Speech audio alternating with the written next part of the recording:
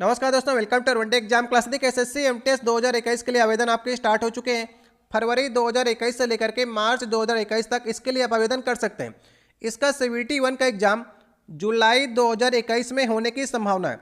तो SSC MTS में आपके दो एग्जाम होते हैं। पहला आपका टायर 1 का एग्जाम होता है, दूसरा आपका टायर 2 का एग्जाम होता है। तो पहले एग्जाम में आपके 100 ऑब्जेक्टिव क्वेश्चन पूछे जाते हैं, ठीक है।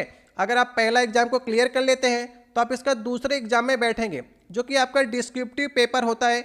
इसमें आपको लिखना होता है, ऑब्जेक्टिव क्वेश्चन नहीं पूछे जाते इसमें आपको लिखना होता है। ये 50 नंबर का होता है। इसमें आपसे लेटर लिखाएगा या तो ऐसे लिखाएगा। तो टोटल 150 नंबर में आपकी मेरिट डिसाइड की जाती है, वो भी आपकी स्टेट वाइज अलग अलग जाती है। तो आज हम आपको पिछले बार जो एसएससी एमटीएस का 2019 में पेपर संपन्न हुआ था उसका क्वेश्चन पेपर कराया जा रहा है। पिछले बार ये आपका 2019 में पेपर संपन्न हुआ था, जिसका रिजल्ट आपका 2020 में दिया गया। तभी आपकी ये नई वाली वैकेंसी आई है।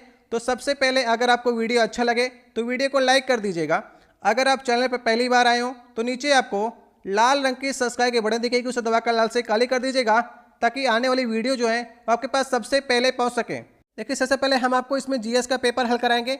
इसमें देखिए उत्तर लगे हुए हैं, इसलिए आप प्रश्न को ट्राई नहीं कर पाएंगे। लेकिन अगर आप एसएससी एमटीएस के पेपर का लेवल जाना चाहते हैं, पेपर का पैटर्न जाना चाहते हैं, किस चैप्टर से अधिक क्वेश्चन पूछे जाते हैं, किस चैप्टर से कम क्वेश्चन पूछे जाते हैं, इसके लिए आपको पिछले साल का पेपर लगाना बहुत जरूरी है। पहला क्वेश्चन हमारा देखिए पूछा गया था, फ्लोएम पौधे में किसके परिवहन के लिए जिम्मेदार है।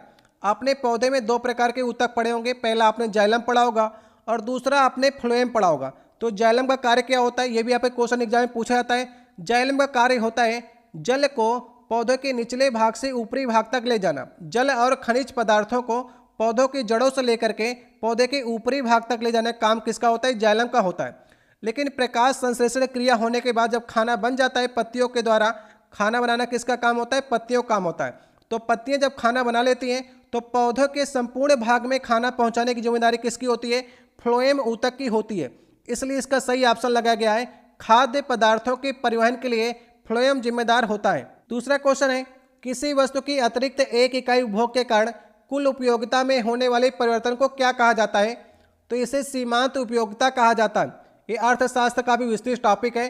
जब आप पूरे टॉपिक को पढ़ेंगे तब जाकर के आप कहीं सीमांत उपयोगिता को समझ पाएंगे। तीसरा क्वेश्चन देखिए पूछा गया था, निम्नलिखित में से किसे वैध मुद्रा नहीं माना जाता है। तो सोना को वैध मुद्रा नहीं माना जाता। सोना एक प्रकार की वस्तु है जो काफ़ी महंगी है, लेकिन एक वैध मुद्रा नहीं है। वैध मुद्रा में कौन कौन सी मुद्राएं आती हैं, जिससे आपका डिमांड ड्राफ्ट आता है, मुद्रा आती है, नोटें आती हैं, सिक्का आता है, चेकबुक आती हैं। ये सब आपका क्या है, एक प्रकार की वैध मुद्रा है, कानूनी रूप से स्वीकार्य मुद्रा है। लेकिन सोना जो है ये अवैध मुद्रा में आता है। चौथा क्वेश्चन देखिए इंग्लिश में लिखा गया है, लेकिन आपके पेपर में ये हिंदी में लिख करके आएगा। लेकिन मैं आपको इसका हिंदी में बताता हूँ कि आपसे इसमें पूछा जा रहा है, who implements model code of conduct for election in India. मतलब कि भारत में चुनाव के समय आचार संहिता कौन लगाता है। तो आचार संहिता लगाने का काम किसका होता है, इलेक्शन कमीशन का काम होता है, चुनाव आयोग का काम होता है। जैसे प्रचार जो होता है चुनाव के 24 घंटे पहले स्थगित हो जाता है। शराब के ठेके जो होते हैं वो बंद कर दिए जाते हैं, क्योंकि शराब काफ़ी चलती है। चुनाव प्रचार के समय में शराब दे करके वोट खरीदे जाते हैं। हथियार जो होते हैं जिसके पास लाइसेंस होते हैं हथियार जब्त कर लिए जाते हैं। पुतला जो होता है जलाने की अनुमति नहीं दी जाती है। जैसे जो पूलिंग बूथ में जो एजेंट लगाए जाते हैं, हर पार्टी का एक एजेंट होता है जो वहाँ पर देखता है कि वहाँ पर वोटें जो हो रही हैं वो वह तरीके से हो रही कि नहीं हो रही। तो वो जो पोलिंग एजेंट होता है वो कहीं पर भी किसी पार्टी का बिल्ला लगा कर नहीं खड़ा होगा कि मैं आप पार्टी से हूँ, बीजेपी से हूँ, कांग्रेस से हूँ, किसी प्रकार का कोई भी चुनाव चिन्ह का प्रयोग नहीं करेगा। तो ये सभी आचार संहिता की काफ़ी बड़ी लिस्ट होती है। तो ये सब काम किसका होता है, इलेक्शन कमीशन ऑफ इंडिया का कार्य होता है। पांचवा क्वेश्चन देखिए पूछा गया है, यहाँ पर आपको रिक्त स्थान की जगह भरना है। तो यहाँ पर आपको भरना है डीके बसु। डीके बसु विशिष्ट आवश्यकताओं और प्रतिक्रियाओं के लिए सुप्रीम कोर्ट द्वारा निर्धारित एक दिशा निर्देश है, जिसका पालन पुलिस को किसी भी व्यक्ति को गिरफ्तार करने, हिरासत में लेने और पूछताछ करने के लिए करना पड़ता है। देखिए केस हुआ था डीके बसु बनाम पश्चिम बंगाल, ये केस हुआ था। तो वहाँ पर ये केस में डीके बसु केस को जीत गए थे और उस केस में मतलब कि आपको मौलिक अधिकार ये दिया गया कि अगर आप हिरासत में लिए जाते हैं, अगर आप हिरासत में लिए जाते हैं तो हिरासत में लिए जाने के प्रत्येक 48 घंटे बाद आपका मेडिकल टेस्ट होना बहुत ज़रूरी है, क्योंकि मेडिकल टेस्ट होना इसलिए ज़रूरी कर दिया गया कि गिरफ्तारी के बाद में उसको यातनाएं दी जाती हैं कि आप स्वीकार करिए कि आपने ही ये कृत्य किया है या कार्य किया है, जबकि उसने किया ना हो। इसलिए उसको 48 घंटे बाद आपका चेकअप कराया जाना चाहिए और योग्य और सरकार के अनुमोदित डॉक्टर के द्वारा आपकी जांच कराएं। गिरफ्तारी के हर 48 घंटे में आपकी जांच होना बहुत ज़रूरी है। ये आपको मौलिक अधिकार दिया गया सुप्रीम कोर्ट के द्वारा, ठीक है। तो एक आपको मौलिक अधिकार तो है ही है कि 24 घंटे के अंदर आपको कोर्ट में हाजिर करना है, और इसके बाद एक अधिकार जो है, ये DK बसु ने केस जीता था, तो ये अधिकार आपको प्राप्त हो गया कि आपको प्रत्येक 48 घंटे में आपका चेकअप जरूर होगा। देखिए 6वां क्वेश्चन, ये भी आपका इंग्लिश से है, 2-3 क्वेश्चन आपको इंग्लिश में मिलेंगे, ज़्यादा नहीं मिलेंगे। इसमें पूछा गया 2019 के लोकसभा इलेक्शन में एक्टर प्रकाश राज का आपने नाम सुना होगा, एक्टर है। आपने सलमान खान की अगर वांटेड फिल्म देखी होगी तो वहाँ पर प्रकाश राज ने विलन का काम किया था। तो वहाँ पर पूछ रहा है किस कॉन्स्टिट्यूशन से वो खड़े थे, मतलब कहाँ से वे खड़े थे, तो बेंगलुरु सेंट्रल, मतलब कि मध्य बेंगलुरु के क्षेत्र से लोकसभा के चुनाव में वो खड़े थे। तो प्रकाश राज के बारे में क्वेश्चन आपसे एग्जाम में पूछा गया था। इसके बाद 7वां क्वेश्चन पूछा गया था, विश्व कप में 4 शतक बनाने वाले प्रथम भारतीय बल्लेबाज कौन है। तो 2019 में आपका वर्ल्ड कप संपन्न हुआ था, तो रोहित शर्मा ने 4 शतक लगाए थे। इसके पहले सचिन तेंदुलकर ने वर्ल्ड कप में किसी एक वर्ल्ड कप में 3 ही शतक लगाए थे, लेकिन रोहित शर्मा ने 4 शतक लगाए किसी एक वर्ल्ड कप में। ये पहले भारतीय बन गए हैं। 8वां क्वेश्चन देखिए पूछा गया, निम्नलिखित में से कौन सी शैली भारत में मंदिर स्थापत्य शैली नहीं है। तो देखिए भारत के अगर मंदिरों की बात करेंगे तो 3 प्रकार की शैलियां ही आपको मिलेंगी, एक वेसर शैली, नागर शैली, द्रविड़ शैली। मैं आपको तीनों शैली के बारे में बताता हूँ। देखिए 3 प्रकार की शैलियाँ, अगर हम लोग बात करेंगे हिमालय से लेकर के विंध्याचल तक, विंध्याचल आपका कहाँ पर पड़ता है, मध्य प्रदेश में पड़ता है, विंध्य पर्वत। तो यहाँ पर जो शैली आपकी इस्तेमाल की जाती है वो नागर शैली है। तो अगर आप बात करें उत्तर भारत की, तो जितने भी आपको मंदिर बनेंगे, तो वो नागर शैली में बनेंगे। अब बात करते हैं विंध्याचल से लेकर के नीचे का मध्य का जो क्षेत्र है, कृष्णा नदी का क्षेत्र है, यहाँ पर आपको वेसर शैली मिलेगी।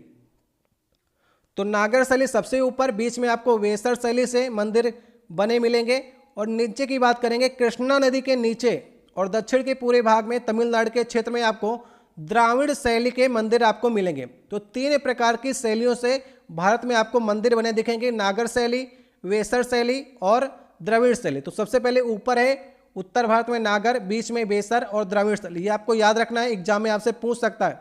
गोथिक शैली ये आपकी शैली नहीं है, यूरोपीय शैली है। तो ये भारत की मंदिर की नहीं है, ये आपकी यूरोप के मंदिर की है। यूरोप के लोग जो भारत में आए वो गोथिक शैली से मंदिर का निर्माण कराया था। तो ये शैली भारत की शैली नहीं है।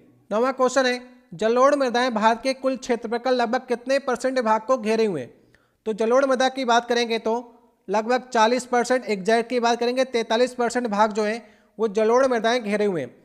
गुजरात से लेकर के पूरे उत्तर भारत की बात करेंगे, असम की बात करेंगे, पश्चिमी घाट की बात करें, पूर्वी घाट की बात करें, हर जगह आपको जलोढ़ मिट्टी देखने को मिलेंगी। तो सबसे ज़्यादा आपको 43% बात करेंगे पूरे क्षेत्रफल की भारत की, तो जलोढ़ मिट्टी आपको प्राप्त होंगी।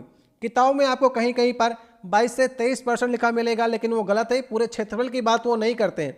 इसके बाद दूसरे नंबर पे आपको 18% लाल मिट्टी देखने को मिलती है पूरे भारत का परसेंटेज में, काली मिट्टी 15% है, और इसके बाद लेटेराइट मिट्टी है। तो 8 प्रकार की मिट्टियाँ जो है पूरे भारत में पाई जाती हैं, लेकिन सबसे ज़्यादा है जलोढ़ मिट्टी, फिर लाल मिट्टी, फिर काली मिट्टी।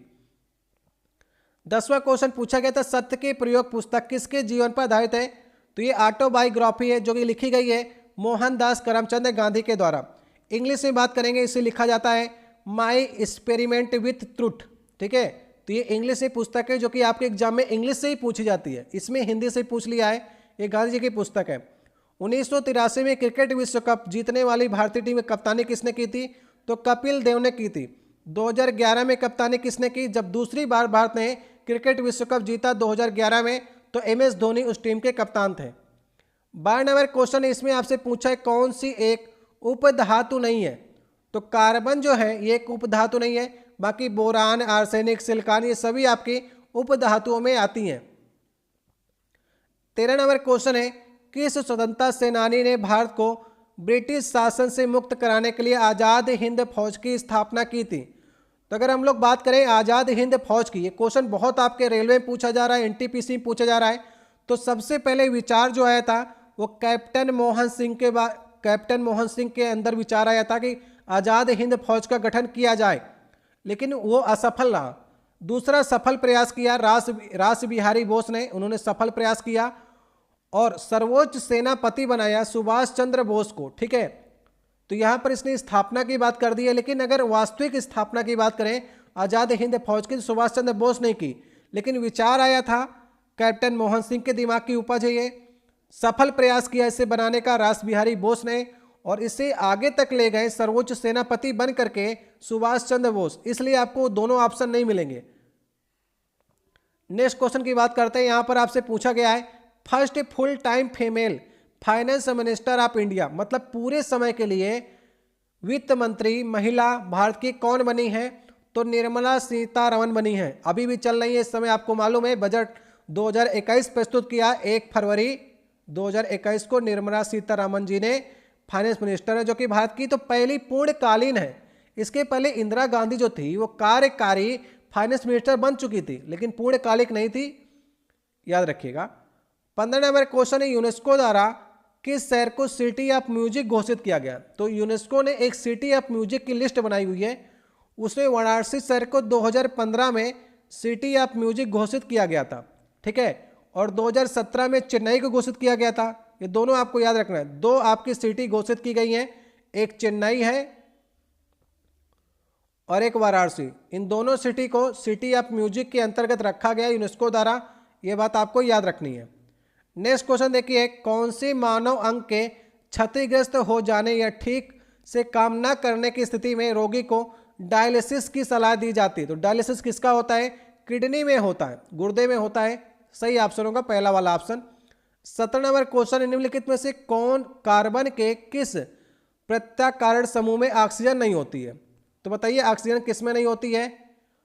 एल्कोहल में ऑक्सीजन होती है, लास्ट में आप OH लगाते हैं ना, तो ऑक्सीजन तो इसमें है। एल्डिहाइड CHO होता है, लास्ट में आप लगाते हैं तो इसमें ऑक्सीजन है। कीटोन CO उसका फार्मूले में होता है, तो इसमें भी ऑक्सीजन है। लेकिन हैलोजन में ऑक्सीजन नहीं होती है। हैलोजन समूह में कौन कौन सी गैसें आपकी आती हैं? कल, फिर, बाहर, आई, अंटी। तो यहाँ पर आप देख रहे हैं ये हैलोजन समूह जो है इसमें किसी प्रकार की ऑक्सीजन गैस नहीं आती है, तो सही ऑप्शन होगा हैलोजन। 18 नंबर क्वेश्चन है, समुद्रों और महासागरों जैसे दो बड़े जलाशयों को जोड़ने वाले पानी के संकीर्ण मार्ग को क्या कहा जाता है? तो जल डमरू मध्य कहा जाता है। जैसे आपने श्रीलंका के पास देखा होगा, भारत ऐसे है, श्रीलंका ऐसे, तो यहाँ पर एक डमरू के समान ऐसे डमरू के समान आकृति बनती है, तो उसे हम लोग क्या कहते हैं? जल डमरू मध्य कहते हैं। ठीक है, तो सही ऑप्शन होगा तीसरा वाला ऑप्शन। 19 नंबर क्वेश्चन है, महात्मा गांधी ने करो या मरो का नारा किस राष्ट्रीय आंदोलन के दौरान दिया था? तो भारत छोड़ो आंदोलन, जो कि 9 अगस्त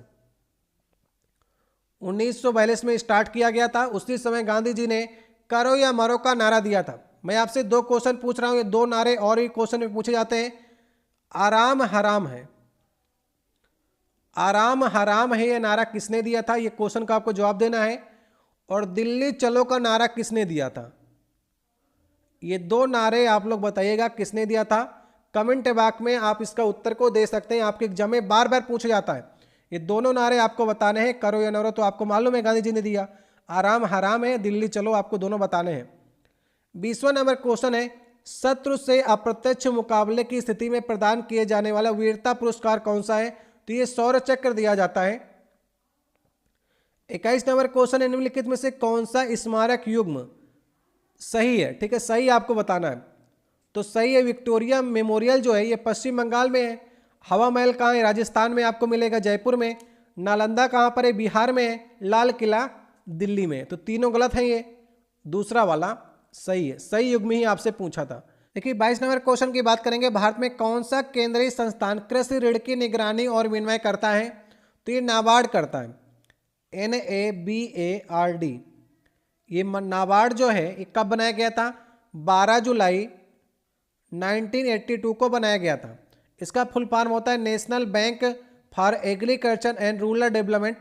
ये मतलब कृषि को ऋण देने के लिए बैंक बनाया गया और इस समय इसके अध्यक्ष कौन है ये आपको याद रखना है। नए अध्यक्ष बने गोविंद रजलू चिंताला, ये नए अध्यक्ष बने। इसके पहले हर्ष कुमार भनवाला इसके अध्यक्ष थे जो आपको याद होगा, लेकिन GR चिंताला आप याद कर लीजिएगा। नाबार्ड के नए अध्यक्ष बनाए गए हैं, 27 मई 2020 को नए अध्यक्ष बने।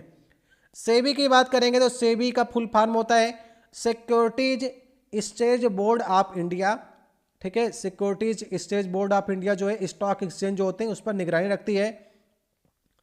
IRDA यहाँ पर लिखा गया है, तो insurance regulatory and development authority इसका फुल फॉर्म होता है, जो इंश्योरेंस होते हैं उसकी निगरानी करती है। RBI को तो आपको मालूम है, RBI reserve bank of India, Shaktikanta Das इसके 25वें गवर्नर हैं, याद रखिएगा आप लोग। IRDA की हम लोग अध्यक्ष की बात करेंगे तो कौन है इस समय, सुभाष चंद्र खूतिया इसके अध्यक्ष हैं, आप लोग याद रखिएगा। नाबार्ड की मैंने आपको बता दिया, GR चिंताला है।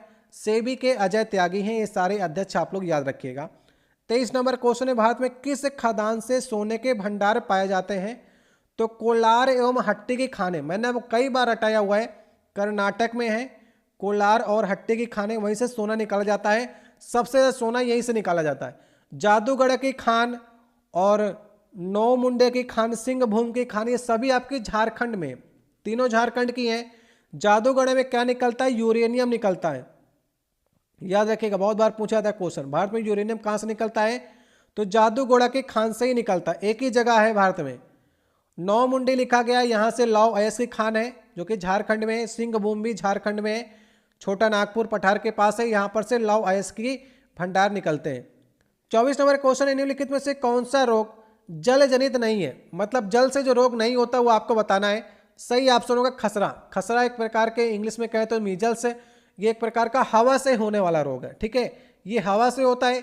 बाकी ये तीनों आपके जल से होने वाले रोग हैं। अगर आप प्रदूषित जल पिएंगे तो आपको हेपेटाइटिस ए, हैजा, टाइफाइड हो सकता है, लेकिन खांसी जुखाम से हवा के माध्यम से खसरा संक्रमित रोग है, ये भी आपको हो सकता है। खसरा एक प्रकार के वायरस से होने वाला रोग है।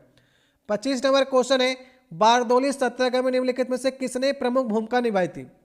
ये बात है आपकी 1928 की, गुजरात की बात है।